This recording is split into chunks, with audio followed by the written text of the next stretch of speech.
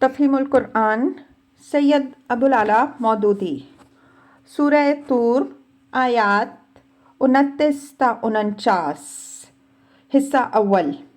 اعوذ باللہ من الشیطان الرجیم بسم اللہ الرحمن الرحیم فذکر پس اے نبی صلی اللہ علیہ وآلہ وسلم تم نصیحت کیے جاؤ فما انت بنعمت ربک بکاہن ولا مجنون اپنے رب کے فضل سے نہ تم کاہن ہو اور نہ مجنون۔ تفسیر۔ اوپر آخرت کی تصویر پیش کرنے کے بعد اب تقریر کا رخ کفار مکہ کی ان ہٹ دھرمیوں کی طرف پھر رہا ہے جس سے وہ رسول اللہ صلی اللہ علیہ وآلہ وسلم کی دعوت کا مقابلہ کر رہے تھے۔ یہاں خطاب بظاہر تو حضرت صلی اللہ علیہ وآلہ وسلم سے ہے، مگر دراصل آپ صلی اللہ علیہ وآلہ وسلم کے واسطے سے یہ باتیں کفار مکہ کو سنانی مقصود ہیں۔ ان کے سامنے جب آپ صلی اللہ علیہ وآلہ وسلم قیامت اور حشر و نشر اور حساب کتاب اور جزا و سزا اور جنت و جہنم کی باتیں کرتے تھے اور ان مضامین پر مشتمل قرآن مجید کی آیات اس دعوے کے ساتھ ان کو سناتے تھے کہ یہ خبریں اللہ تعالیٰ کی طرف سے میرے پاس آئی ہیں اور یہ اللہ کا کلام ہے جو مجھ پر وحی کے ذریعے نازل ہوا ہے، تو ان کے سردار اور مذہبی پیشوا اور اوباش لوگ آپ صلی اللہ علیہ وآلہ وسلم کی ان باتوں پر سنجیدگی کے ساتھ نہ خود غور کرتے تھے، نہ یہ چاہتے تھے کہ عوام ان کی طرف توجہ دے۔ اس لیے وہ آپ صلی اللہ علیہ وآلہ وسلم کے اوپر کبھی یہ فکرے کستے کہ آپ صلی اللہ علیہ وآلہ وسلم کاہن ہیں اور کبھی یہ کہ آپ صلی اللہ علیہ وآلہ وسلم مجنون ہیں، اور کبھی یہ کہ آپ صلی اللہ علیہ وآلہ وسلم شاعر ہیں، اور کبھی یہ کہ آپ صلی اللہ علیہ وآلہ وسلم خود اپنے دل سے یہ نرالی باتیں گھڑتے ہیں اور محض اپنا رنگ جمانے کے لیے انہیں خدا کی نازل کردہ وحی کہہ کر پیش کرتے ہیں۔ ان کا یہ خیال تھا کہ اس طرح کے فکرے کس کر وہ لوگوں کو آپ صلی اللہ علیہ وآلہ وسلم کی طرف سے بدگمان کر دیں گے اور آپ صلی اللہ علیہ وآلہ وسلم کی ساری باتیں ہوا میں اڑ جائیں گی۔ اس پر فرمایا جا رہا ہے کہ اے نبی صلی اللہ علیہ وآلہ وسلم،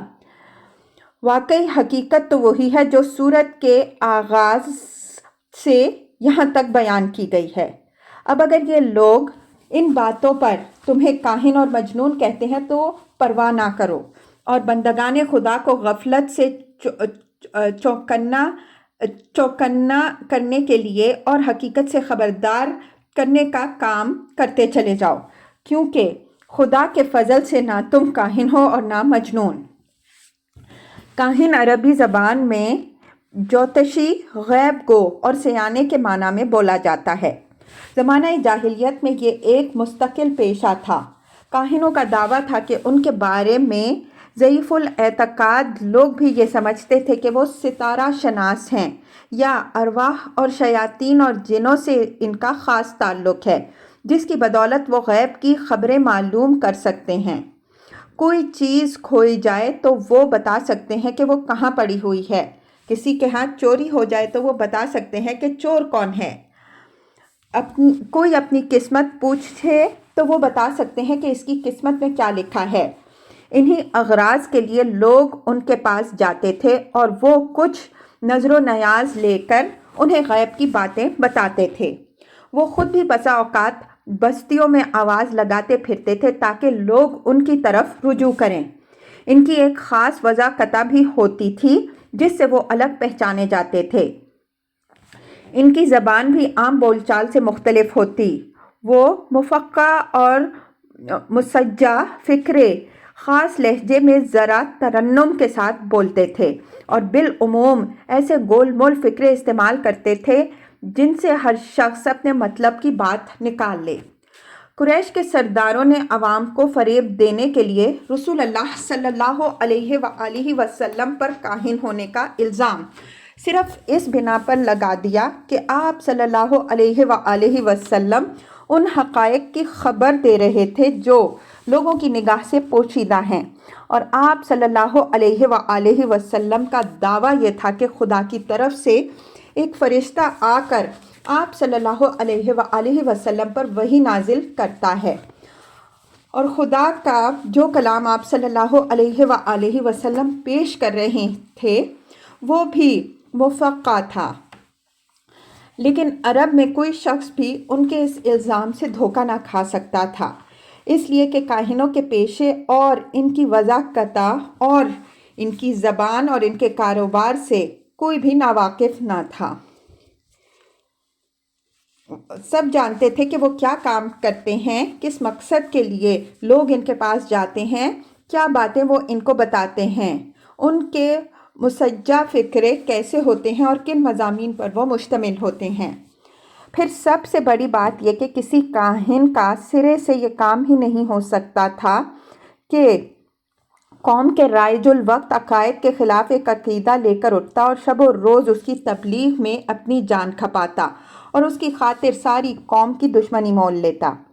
اس لیے رسول اللہ صلی اللہ علیہ وآلہ وسلم کے ساتھ کہانت کا یہ الزام برائے نام بھی کوئی مناسبت نہ رکھتا تھا کہ یہ بھپتی آپ صلی اللہ علیہ وآلہ وسلم پر چسپاں ہو سکتی، اور عرب کا کوئی کن ذہن آدمی بھی اس سے دھوکہ کھا جاتا۔ اسی طرح آپ صلی اللہ علیہ وآلہ وسلم پر جنون کا الزام بھی کفار مکہ محض اپنے دل کی تسلی کے لیے لگاتے تھے، جیسے موجودہ زمانے کے بعض بے شرم مغربی مصنفین اسلام کے خلاف اپنے بغض کی آگ ٹھنڈی کرنے کے لیے یہ دعویٰ کرتے ہیں کہ معاذ اللہ حضور صلی اللہ علیہ وآلہ وسلم سرو ایپیلیپسی کے دورے پڑتے تھے، اور انہی دوروں کی حالت میں جو کچھ آپ صلی اللہ علیہ وآلہ وسلم کی زبان سے نکلتا تھا اسے لوگ وہی سمجھتے تھے۔ ایسے بیہودہ الزامات کو کسی صاحب عقل آدمی نے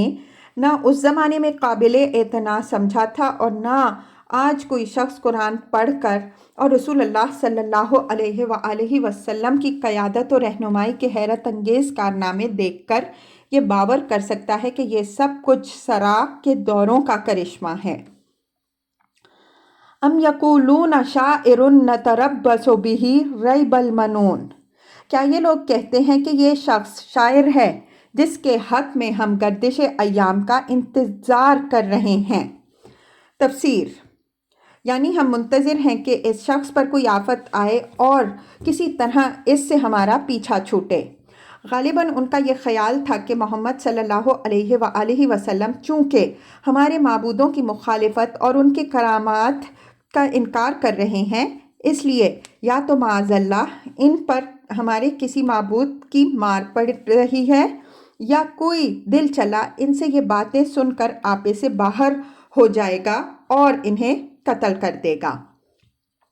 قُلْ تَرَبَّصُوا، ان سے کہو اچھا انتظار کرو،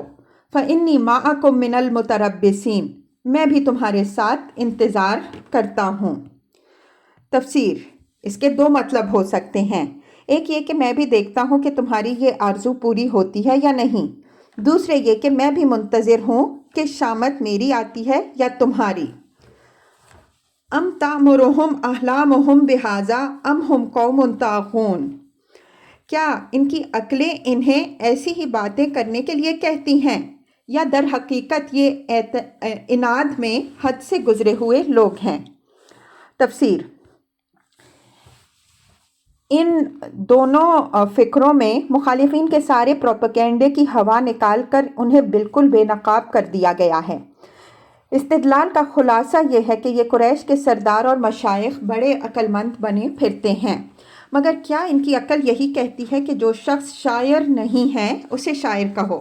جسے ساری قوم ایک دانا آدمی کی حیثیت سے جانتی ہے اسے مجنون کہو، اور جس شخص کا کہانت سے کوئی دور دراز کا تعلق بھی نہیں ہے اسے خواہ مخواہ کاہن قرار دو۔ پھر اگر عقل ہی کی بنا پر یہ لوگ حکم لگاتے ہیں تو کوئی ایک حکم لگاتے، بہت سے متضاد حکم تو ایک ساتھ نہیں لگا سکتے تھے۔ ایک شخص آخر بیک وقت شاعر، مجنون اور کاہن کیسے ہو سکتا ہے؟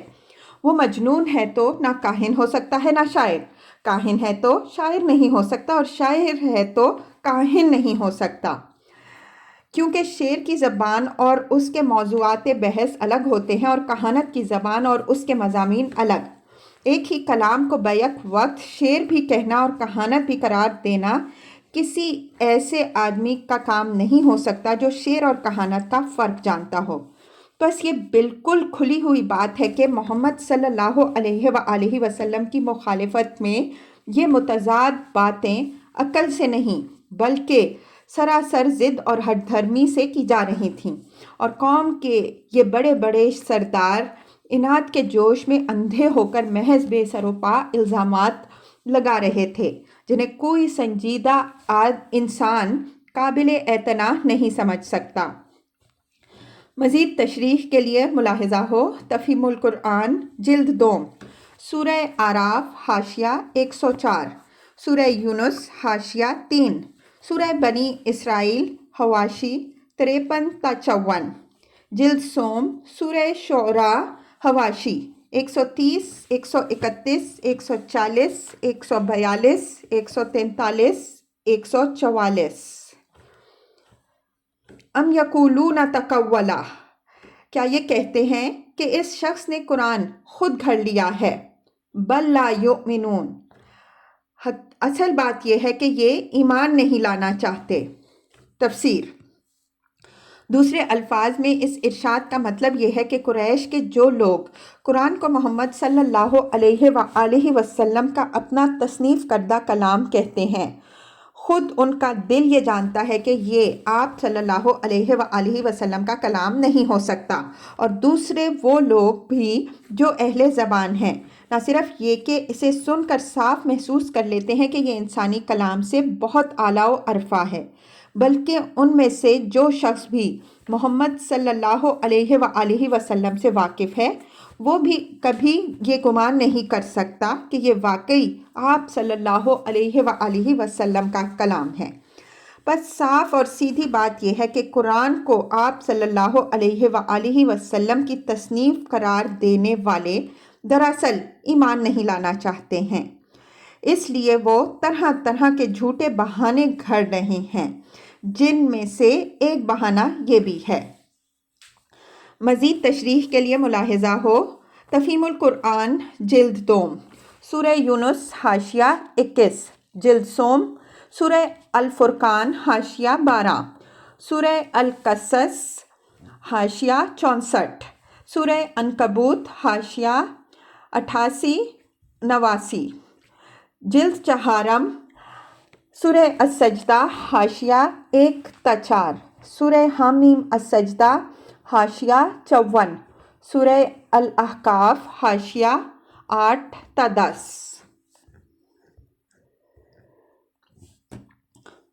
فَلْيَأْتُوا بِحَدِيثٍ مِثْلِهِ إِنْ كَانُوا صَادِقِينَ،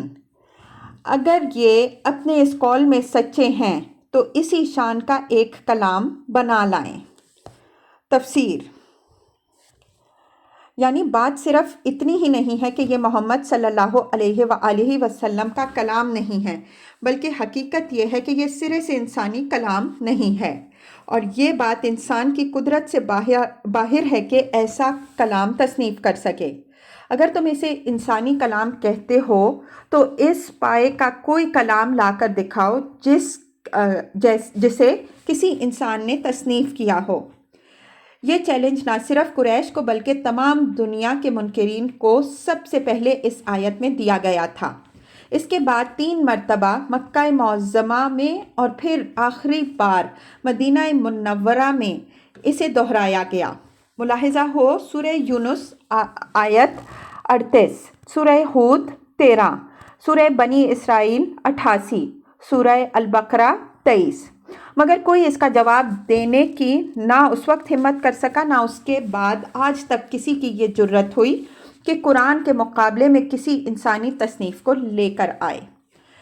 بعض لوگ اس چیلنج کی حقیقی نوعیت کو نہ سمجھنے کی وجہ سے یہ کہتے ہیں کہ ایک قرآن ہی کیا، کسی شخص کے اسٹائل میں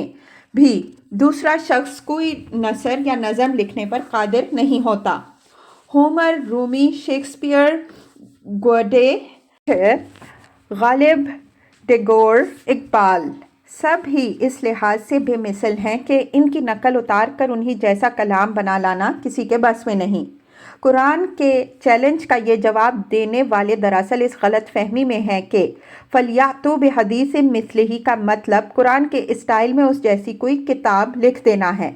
حالانکہ اس سے مراد اسٹائل میں مماثلت نہیں ہے، بلکہ مراد یہ ہے کہ اس پائے اور اس شان اور اس مرتبے کی کوئی کتاب لے آؤ جو صرف عربی ہی میں نہیں، دنیا کی کسی زبان میں ان خصوصیات کے لحاظ سے قرآن کی مد مقابل قرار پا سکے جن کی بنا پر قرآن ایک معجزہ ہے۔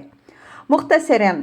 چند بڑی بڑی خصوصیات حسب ذیل ہیں جن کی بنا پر قرآن پہلے بھی معجزہ تھا اور آج بھی معجزہ ہے۔ نمبر 1، جس زبان میں قرآن مجید نازل ہوا اس کے ادب کا وہ بلند ترین اور مکمل ترین نمونہ ہے۔ پوری کتاب میں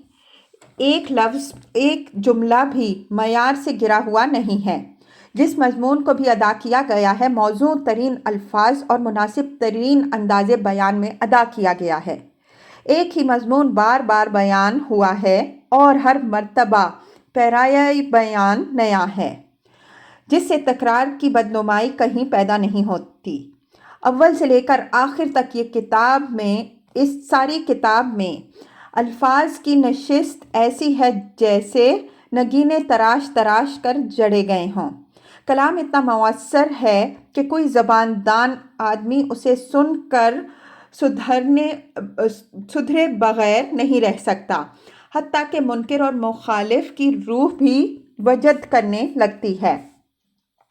1400 برس گزرنے کے بعد بھی آج تک یہ کتاب اپنی زبان کے ادب کا سب سے اعلیٰ نمونہ ہے، جس کے برابر تو درکنار، جس کے قریب بھی عربی زبان کی کوئی کتاب اپنی ادبی قدر و قیمت میں نہیں پہنچتی۔ یہی نہیں بلکہ یہ کتاب عربی زبان میں اس طرح پکڑ کر بیٹھ گئی ہے کہ 14 صدیاں گزر جانے کے بعد بھی اس زبان کا معیار فصاحت وہی ہے جو اس کتاب نے قائم کر دیا۔ حالانکہ اتنی مدت میں زبانیں بدل کر کچھ سے کچھ ہو جاتی ہیں، دنیا کی کوئی زبان ایسی نہیں ہے جو اتنی طویل مدت تک املاء، انشاء، محاورے، قواعد زبان اور استعمال الفاظ میں ایک ہی شان پر باقی رہ گئی ہو۔ لیکن یہ صرف قرآن کی طاقت ہے جس نے عربی زبان کو اپنے مقام سے ہلنے نہ دیا۔ اس کا ایک لفظ بھی آج تک متروک نہیں ہوا۔ اس کا ہر محاورہ آج تک عربی ادب میں مستعمل ہے۔ اس کا ادب آج بھی عربی کا معیاری ادب ہے اور تقریر و تحریر میں آج بھی فصیح زبان اور وہی مانی جاتی ہے جو 1400 برس پہلے قرآن میں استعمال ہوئی تھی۔ کیا دنیا کی کسی زبان میں کوئی انسانی تصنیف اس شان کی ہے؟ نمبر 2، یہ دنیا کی واحد کتاب ہے جس نے نوع انسانی کے افکار، اخلاق، تہذیب اور طرز زندگی پر اتنی وسعت، اتنی گہرائی اور اتنی ہمہ گیری کے ساتھ اثر ڈالا ہے کہ دنیا میں اس کی کوئی نظیر نہیں ملتی۔ پہلے اس کی تاثیر نے ایک قوم کو بدلا اور پھر اس قوم نے اٹھ کر دنیا کے ایک بہت بڑے حصے کو بدل ڈالا۔ کوئی دوسری کتاب ایسی نہیں ہے جو اس قدر انقلاب انگیز ثابت ہوئی ہو۔ یہ کتاب صرف کاغذ کے صفحات پر نہیں لکھی رہ گئی، بلکہ عمل کی دنیا میں اس کے ایک ایک لفظ نے خیالات کی تشکیل اور ایک مستقل تہذیب کی تعمیر کی ہے۔ 1400 برس سے اس کے ان اثرات کا سلسلہ جاری ہے اور روز بروز اس کے یہ اثرات پھیلتے چلے جا رہے ہیں۔ نمبر 3، جس موضوع سے یہ کتاب بحث کرتی ہے وہ ایک وسیع ترین موضوع ہے جس کا دائرہ ازل سے ابد تک پوری کائنات پر حاوی ہے۔ وہ کائنات کی حقیقت اور اس کے آغاز و انجام اور اس کے نظم و آئین پر کلام کرتی ہے۔ وہ بتاتی ہے کہ اس کائنات کا خالق اور ناظم و مدبر کون ہے، کیا اس کی صفات ہیں، کیا اس کے اختیارات ہیں، اور وہ حقیقت نفس الامری کیا ہے جس پر اس نے یہ پورا نظام عالم قائم کیا ہے۔ وہ اس جہان میں انسان کی حیثیت اور اس کا مقام ٹھیک ٹھیک مشخص کر کے بتاتی ہے کہ یہ اس کا فطری مقام اور یہ اس کی پیدائشی حیثیت ہے جسے بدل دینے پر وہ قادر نہیں۔ وہ بتاتی ہے کہ اس مقام اور اس حیثیت کے لحاظ سے انسان کے لیے فکر و عمل کا صحیح راستہ کیا ہے جو حقیقت سے پوری مطابقت رکھتا ہے، اور غلط راستے کیا ہیں جو حقیقت سے متصادم ہوتے ہیں۔ صحیح راستے کے صحیح ہونے اور غلط راستوں کے غلط ہونے پر وہ زمین و آسمان کی ایک ایک چیز سے، نظام کائنات کے ایک ایک گوشے سے، انسان کے اپنے نفس اور اس کے وجود سے اور انسان کی اپنی تاریخ سے بے شمار دلائل پیش کرتی ہے۔ اس کے ساتھ وہ یہ بھی بتاتی ہے کہ انسان غلط راستوں پر کیسے اور کن اسباب سے پڑتا رہا ہے، اور صحیح راستہ جو ہمیشہ سے ایک ہی تھا اور ایک ہی رہے گا کس ذریعے سے اس کو معلوم ہو سکتا ہے اور کس طرح ہر زمانے میں اس کو بتایا جاتا رہا ہے۔ وہ صحیح راستے کی نشاندہی کر کے نہیں رہ جاتی، بلکہ اس راستے پر چلنے کے لیے ایک پورے نظام زندگی کا نقشہ پیش کرتی ہے جس میں عقائد، اخلاق، تزکیہ نفس، عبادات، معاشرت، تہذیب، تمدن، معیشت، سیاست، عدالت، قانون، غرض حیات انسانی کے ہر پہلو سے متعلق ایک نہایت مربوط ضابطہ بیان کر دیا گیا ہے۔ مزید برآں وہ پوری تفصیل کے ساتھ بتاتی ہے کہ اس صحیح راستے کی پیروی کرنے اور ان غلط راستوں پر چلنے کے کیا نتائج اس دنیا میں ہیں اور کیا نتائج دنیا کا موجودہ نظام ختم ہونے کے بعد ایک دوسرے عالم میں رونما ہونے والے ہیں۔ وہ اس دنیا کے ختم ہونے اور دوسرا عالم برپا ہونے کی نہایت مفصل کیفیت بیان کرتی ہے۔ اس تغیر کے تمام مراحل ایک ایک کر کے بتاتی ہے، دوسرے عالم کا پورا نقشہ نگاہوں کے سامنے کھینچ دیتی ہے اور پھر بڑی وضاحت کے ساتھ بیان کرتی ہے کہ وہاں انسان کیسے ایک دوسری زندگی پائے گا، کس طرح اس کی دنیاوی زندگی کے اعمال کا محاسبہ ہوگا، کن امور کی اس سے باز پرس ہوگی، کیسی ناقابل انکار صورت میں اس کا پورا نامہ اعمال اس کے سامنے رکھ دیا جائے گا، کیسی زبردست شہادتیں اس کے ثبوت میں پیش کی جائیں گی، جزا اور سزا پانے والے کیوں جزا اور سزا پائیں گے، جزا پانے والوں کو کیسے انعامات ملیں گے اور سزا پانے والے کس کس شکل میں اپنے اعمال کے نتائج بھگتیں گے۔ اس وسیع مضمون پر جو کلام اس کتاب میں کیا گیا ہے وہ اس حیثیت سے نہیں ہے کہ اس کا مصنف کچھ صغرا کبرا جوڑ کر چند قیاسات کی ایک عمارت تعمیر کر رہا ہے، بلکہ اس حیثیت سے ہے کہ اس کا مصنف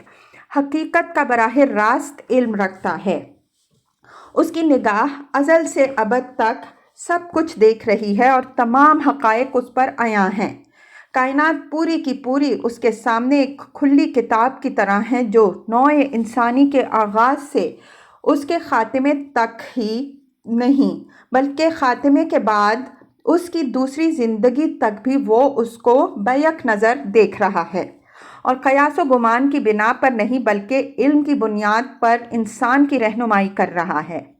جن حقائق کو علم کی حیثیت سے وہ پیش کرتا ہے ان میں سے کوئی ایک بھی آج تک غلط ثابت نہیں کیا جا سکا۔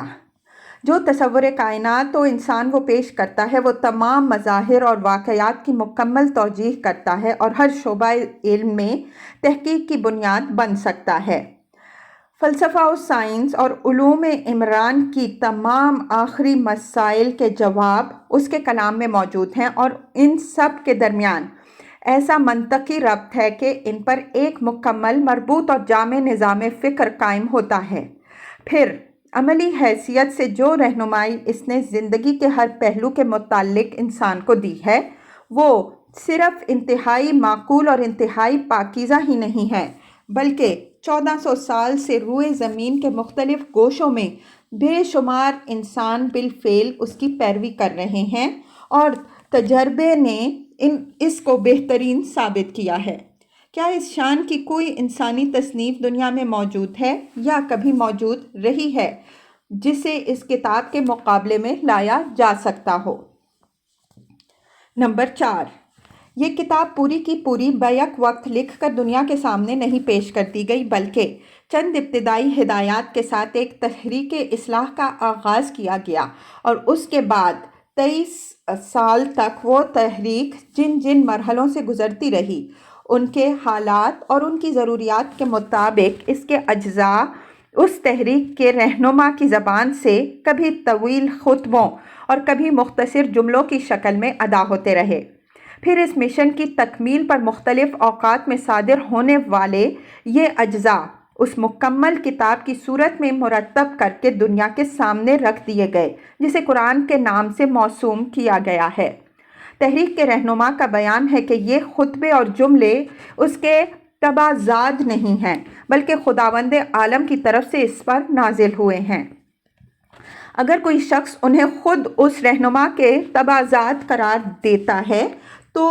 وہ دنیا کی پوری تاریخ سے کوئی نظیر ایسی پیش کرے کہ کسی انسان نے سالہ سال تک مسلسل ایک زبردست اجتماعی تحریک کی بطور خود رہنمائی کرتے ہوئے کبھی ایک واعظ اور معلم اخلاق کی حیثیت سے، کبھی ایک مظلوم جماعت کے سربراہ کی حیثیت سے، کبھی ایک مملکت کے فرمانروا کی حیثیت سے، کبھی ایک برسر جنگ فوج کے قائد کی حیثیت سے، کبھی ایک فاتح کی حیثیت سے، کبھی ایک شارع اور مقنن کی حیثیت سے، غرض بکثرت مختلف حالات اور اوقات میں بہت سی مختلف حیثیتوں سے جو مختلف تقریریں کی ہوں یا باتیں کہی ہوں، وہ جمع ہو کر ایک مکمل مربوط اور جامع نظام فکر و عمل بنا دیں۔ ان میں کہیں کوئی تناقض اور تضاد نہ پایا جائے، ان میں ابتدا سے انتہا تک ایک ہی مرکزی تخیل اور سلسلہ فکر کار فرما نظر آئے۔ اس نے اول روز سے اپنی دعوت کی جو بنیاد بیان کی ہو، آخری دن تک اسی بنیاد پر وہ عقائد و اعمال کا ایک ایسا ہمہ گیر نظام بناتا چلا جائے جس کا ہر جز دوسرے اجزاء سے کامل مطابقت رکھتا ہو، اور اس مجموعے کو پڑھنے والا کوئی صاحب بصیرت آدمی یہ محسوس کیے بغیر نہ رہے کہ تحریک کا آغاز کرتے وقت اس کے محرک کے سامنے آخری مرحلے تک کا پورا نقشہ موجود تھا، اور کبھی ایسا نہیں ہوا کہ بیچ کے کسی مقام پر اس کے ذہن میں کوئی ایسا خیال آیا ہو جو پہلے اس پر منکشف نہ تھا یا جس سے بعد میں اس کو بدلنا پڑا۔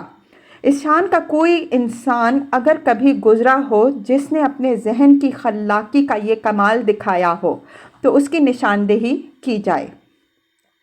نمبر 5،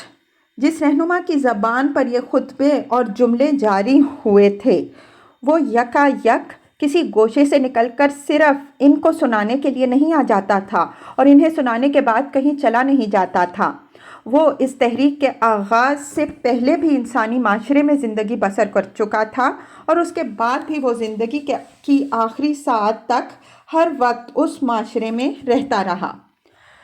اس کی گفتگو اور تقریروں کی زبان اور طرز بیان سے لوگ بخوبی آشنا تھے۔ احادیث میں ان کا ایک بڑا حصہ اب بھی محفوظ ہے جسے بعد کے عربی دان لوگ پڑھ کر خود بآسانی دیکھ سکتے ہیں کہ اس رہنما کا اپنا طرز کلام کیا تھا۔ اس کے ہم زبان لوگ اس وقت بھی صاف محسوس کرتے تھے، اور آج بھی عربی زبان جاننے والے یہ محسوس کرتے ہیں کہ اس کتاب کی زبان اور اس کا اسٹائل اس رہنما کی زبان اور اس کے اسٹائل سے بہت مختلف ہے، حتیٰ کہ جہاں تک اس کے خطبے کے بیچ میں اس کتاب کی کوئی عبارت آ جاتی ہے وہاں دونوں کی زبان کا فرق بالکل نمایاں نظر آتا ہے۔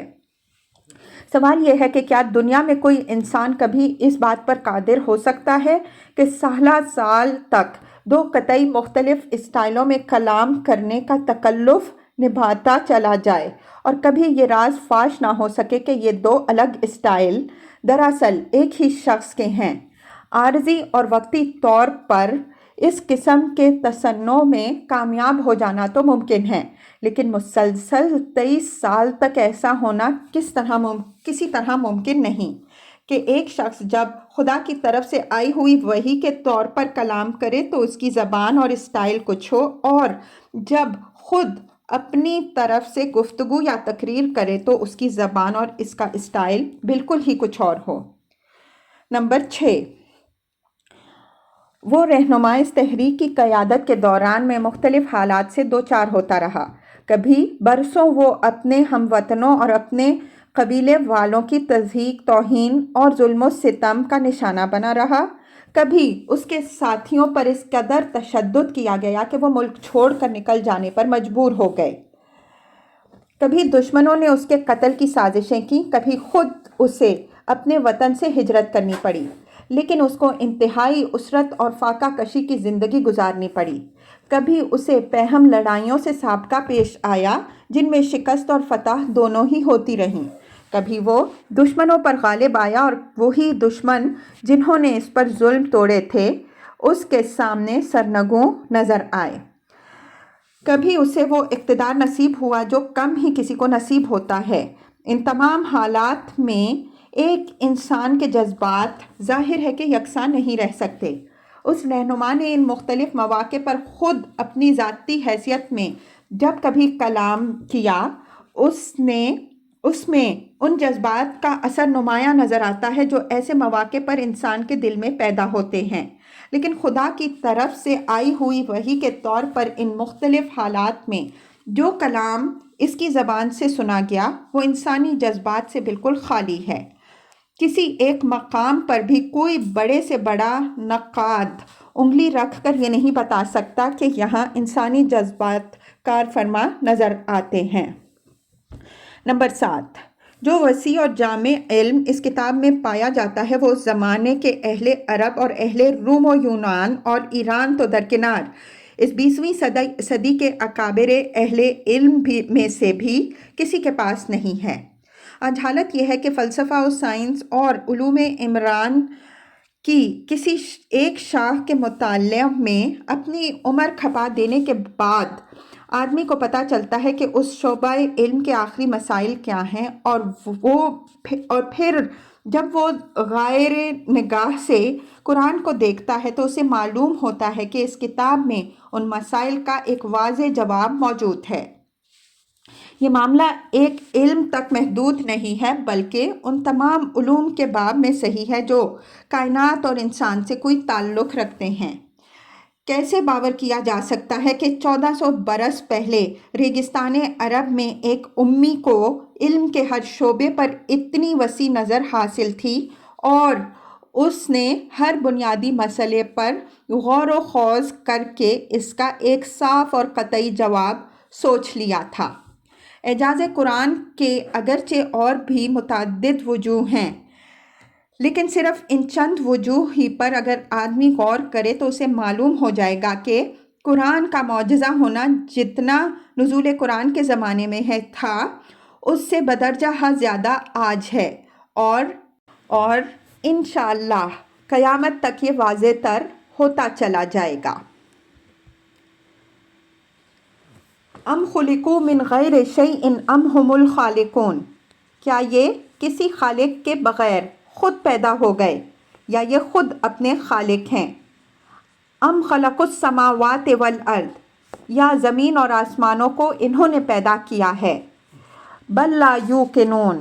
اصل بات یہ ہے کہ یہ یقین نہیں رکھتے۔ تفسیر۔ اس سے پہلے جو سوالات چھیڑے گئے تھے وہ کفار مکہ کو یہ احساس دلانے کے لیے تھے کہ محمد صلی اللہ علیہ وآلہ وسلم کے دعویٰ رسالت کو جھٹلانے کے لیے جو باتیں وہ بنا رہے ہیں وہ کس قدر غیر معقول ہیں۔ اب اس آیت میں ان کے سامنے یہ سوال رکھا گیا ہے کہ جو دعوت محمد صلی اللہ علیہ وآلہ وسلم پیش کر رہے ہیں آخر اس میں وہ بات کیا ہے جس پر تم لوگ اس قدر بگڑ رہے ہو؟ وہ یہی تو کہہ رہے ہیں کہ اللہ تمہارا خالق ہے اور اسی کی تم کو بندگی کرنی چاہیے۔ اس پر تمہارے بگڑنے کی آخر کیا معقول وجہ ہے؟ کیا تم خود بن گئے ہو؟ کسی بنانے والے نے تمہیں نہیں بنایا، یا اپنے بنانے والے تم خود ہو، یا یہ وسیع کائنات تمہاری بنائی ہوئی ہے؟ اگر ان میں سے کوئی بات بھی صحیح نہیں ہے اور تم خود مانتے ہو کہ تمہارا خالق بھی اللہ ہے اور اس کائنات کا خالق بھی وہی ہے، تو اس شخص پر تمہیں غصہ کیوں آتا ہے جو تم سے کہتا ہے کہ وہی اللہ تمہاری بندگی و پرستش کا مستحق ہے۔ غصے کے لائق یہ بات ہے یا یہ کہ جو خالق نہیں ہے اس کی بندگی کی جائے اور جو خالق ہے اس کی بندگی نہ کی جائے؟ تم زبان سے یہ اقرار تو ضرور کرتے ہو کہ اللہ ہی تمہارا اور کائنات کا خالق ہے، لیکن اگر تمہیں واقعی اس بات کا یقین ہوتا تو اس کی بندگی کی طرف بلانے والے کے پیچھے اس طرح ہاتھ دھو کر نہ پڑ جاتے۔ یہ ایسا زبردست چبھتا ہوا سوال تھا کہ اس نے مشرکین کے عقیدے کی چولیں ہلا دیں۔ بخاری و مسلم کی روایت میں ہے کہ جبیر بن مطعم رضی اللہ عنہ جنگ بدر کے بعد قریش کے قیدیوں کی رہائی پر بات چیت کرنے کے لیے کفار مکہ کی طرف سے مدینہ آئے۔ یہاں رسول اللہ صلی اللہ علیہ وآلہ وسلم مغرب کی نماز پڑھا رہے تھے اور اس میں سورہ طور زیر تلاوت تھی۔ ان کا اپنا بیان یہ ہے کہ جب حضور صلی اللہ علیہ وآلہ وسلم اس مقام پر پہنچے تو میرا دل میرے سینے سے اڑا جاتا تھا۔ بعد میں ان کے مسلمان ہونے کی ایک بڑی وجہ یہ تھی کہ اس روز یہ آیات سن کر اسلام ان کے دل میں جڑ پکڑ چکا تھا۔